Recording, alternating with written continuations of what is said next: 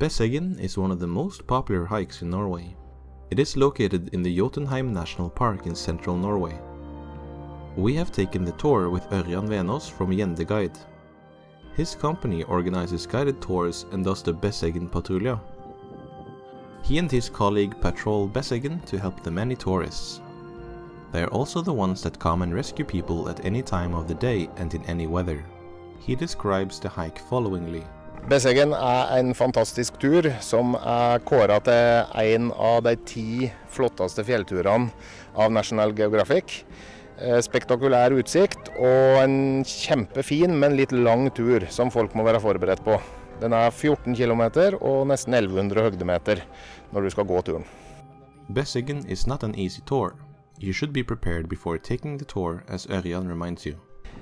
Du starter på 1000 meter og du skal opp på 1750, slik at du må være forberedt. Og husk å ha med deg mat, drikke og nok klær og utstyr, for været skifter fort. I alle månedene i året så har vi snø på Besseggen, inklusiv juli.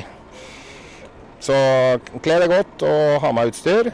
For deg som har med seg bikkje, så det viktig å bare huske på at når du kommer til Bessvannet, som halvveis, da har du ikke mer vann før du på andre siden, så du må huske å la bikkja både kjøle seg ned og drikke vann. The tour starts at Gjendeguiden. Gjendeguiden is located next to the road Valdresflya. On popular days, the parking place will fill up quite quickly. During the season, there is also a bus from Beito Aktiv. Many people will also stay overnight at the DNT cabin in Gjendeguiden, which is run like a hotel. Most take the boat first to Memmerubu and hike back to Gjendeguiden. That way, you don't need to rush to catch the boat back. Some people do it the other way, but you need to either hike fast enough or bring a tent to spend the night somewhere. It is also possible to stay at the lodge in Memmerubu. If there are people at Memmerubu, the boat will do additional rides in the evening until everybody is back. When boarding, you should put your backpack at the front of the boat. The ride takes approximately 25 minutes. Gjendebåtene has 2 fast boats.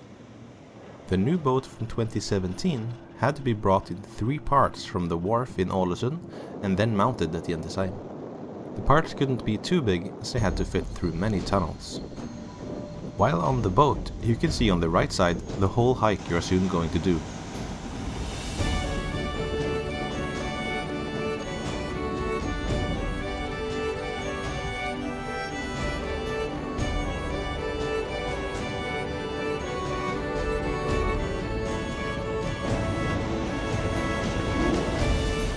At 10 a.m. in Memmerubu, Ørjan met the group he was going to guide over Besseggen that day. He won't just guide through the hike, but also tell you a lot of interesting stories, like that emergency refuge at Memmerubu, which was originally used by people guarding their animals in early days. Her kan du overnatte, og få mat og drikke, og disse driver I 140 år. Ja. The first stage of the hike is the ascent from Memmerubu, which will take between 1 to 2 hours.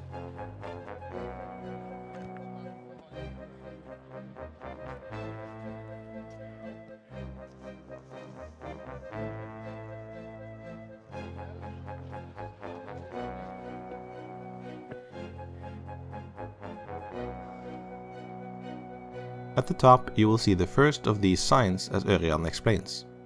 Vi har underveis på ruta en del slike skilt som står her på 2 kilometer.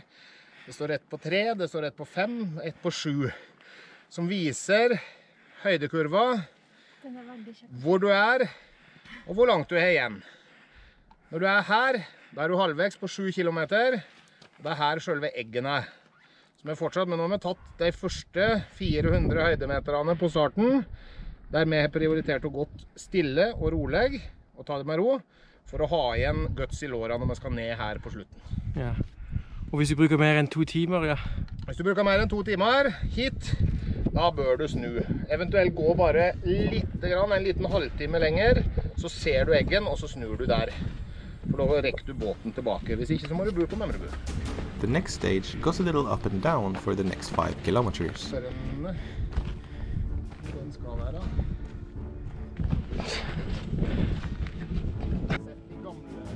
Here you will pass a small lake Bjørnbølkjene. Here Ørjan was looking for some sheep, which a farmer couldn't find anymore. In this area you'll find a lot of features beginning with Bess.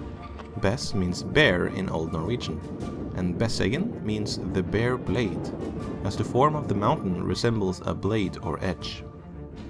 Then you will reach that point where you can finally fully see the blade. Da stender vi cirka på 6 kilometer. Nede her ved vannet, da du halvvegs på turen på Besseggen. Der startet selve ryggen, som de ser oppover. Den går et stykke opp, så det en flate, og så kommer du til det bratteste partiet på selve eggen. Du har fortsatt 7 kilometer igjen fra vannet her nede og over til Gjendeguiden. Så du på langt nær ferdig. Bessvatnet, et av de klareste vannene i Nord-Europa med over 30 meter sikt, som veldig mye i et ferskvann. Og du ser her, det grønne turkise gjende som da kommer av smeltevann fra bre, og så ser du det blå som ikke noe brevann i Bessvannet. Hvis du mot formodning skulle få høydeskrekk og ikke tør å opp selve eggen, så kan du gå langs vannet, men du må gå på denne siden, ikke på den siden Besseggen her. Denne siden, det cirka 4 kilometer lenger, men fordi det flatt, så bruker du cirka like lang tid som de som går over toppen. Just before Bessvatnet, it started to rain, so you should always be prepared for that. Luckily, it stopped after 20 minutes, and we were not in the blade when it happened. Also, wind came up so the path would dry again. Wet shoes on wet stones can be very slippy. At this point, Ørjan told 2 of our group who had a lot of issues going up and down that it would be much safer for them to take the flat route around the lake. We had already lost over 1 hour according to the slow plan. We would observe them with the binoculars for the rest of the trip. Then came the blade. This is the steepest part of the tour, and it goes down steeply on both sides. Ørjan observed the other hiker going up and noticed that there were a few people with a fear of height, as they were slowly crawling up the ridge. Det klart mange som sliter med høydeskrekk får litt utfordring oppe på selve eggen. Det fortsatt ingen som har ramlet ned fra Besseggen, men det oppleves som litt luftig fordi du har en egg som slik, men den fortsatt brei, det ikke problem å gå på den, og det ikke løs stein, det fast og fint å holde seg i god friksjon. The climb isn't that difficult as it looks from the bottom. You just need to take your time and put your feet at the right place. Ørjan showed us how to do it the best, since he does it nearly every day. Since we had been slow, we were alone on the ridge, so it was easier. On busy days, you can have over 1,000 people doing the hike, and there is no way to overtake slow people, and a long queue will form. There are over 60,000 people doing the hike every year, and the season is short, from mid-June to end of September. Luckily, it won't be as crowded as Preikestolen anytime soon.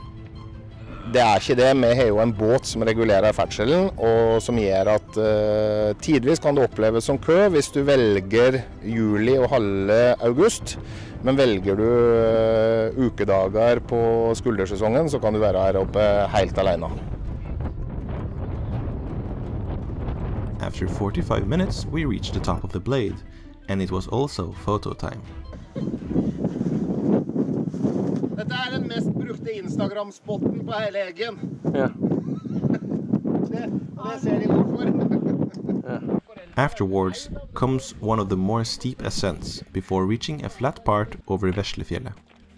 Also, here comes the fake summits. Nå har vi luret topp 1, da kommer luret topp 2 og luret topp 3. Nei, luret topp 3. Luret topp 3 toppen. Ok.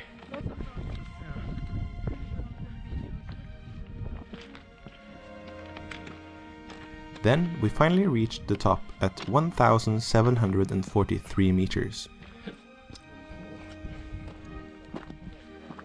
Ja, vi på toppen. 1743 meter over havet. Ja. Og rett bak deg, over der, med snø på høyre side, og toppen på venstre, det Norges nest høyeste topp, Glittertind. Ja. Ser du Nautgardstinnene, ser du Rondane så vidt i horisonten i tåka der borte. Ser du den U-dalen der, Sikkesdalen. Og hvem har hytte i Sikkesdalen? Nei, jeg vet ikke. Det kong Harald den 5. Og dronning Sonja. Det kongefamilien har prinsehytta der inne.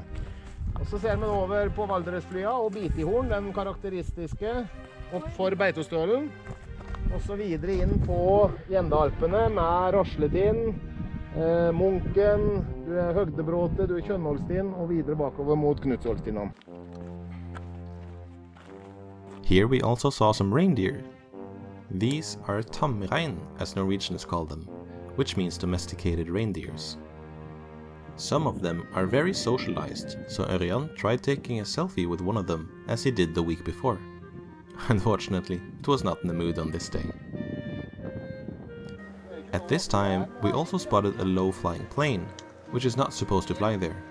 It is forbidden to use drones on Besseggen, which is why there are no drone pictures in this film. Flying a drone in a national park without permission can be fined with 12,000 Norwegian crowns.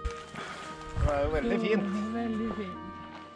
Så nå ser du Gjendeguiden, og så ser du jo egentlig fra den så går stien oppover. Det ikke så lett å se nå, men hvis det kommer litt sol så ser du den oppover lia, så nå skal man rett ut sånn, og så rundt og ned. The path continues quite flat for the next few kilometers, until the descent to Gjendeguiden begins. At some point you will reach a very steep place where you'll have to hold on to a chain. Og hell i kjettingen med begge hendene. Ja, hold med begge hendene. Den reiser ikke, og så gjenger du bare skrått bortover og trøm.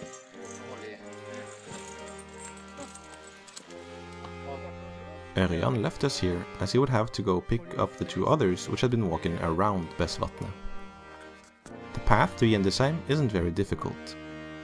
We arrived at the car after 8 o'clock in the evening, after 10 hours of hiking.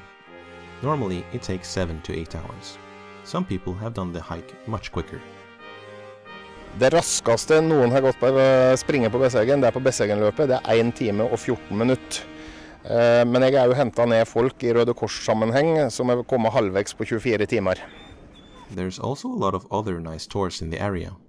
Det veldig mange, og det kanskje, hvis du ikke har gått så mye på tur før, så bør du prøve Bitihorn, Trollhø, Heimdalshø, en del av de litt kortere turene før du tar Besseggen, og ikke minst den som ligger innenfor Besseggen, som heter Bukkelægre, en fantastisk fin tur, der kan du gå veldig mye alene. Now you know everything about Besseggen. If you want to take the tour with Ørjan over Besseggen, check their website gjendeguiden.no. During summer season, these group-guided hikes are done once a week. If you like this video, please give it a like and subscribe to this channel.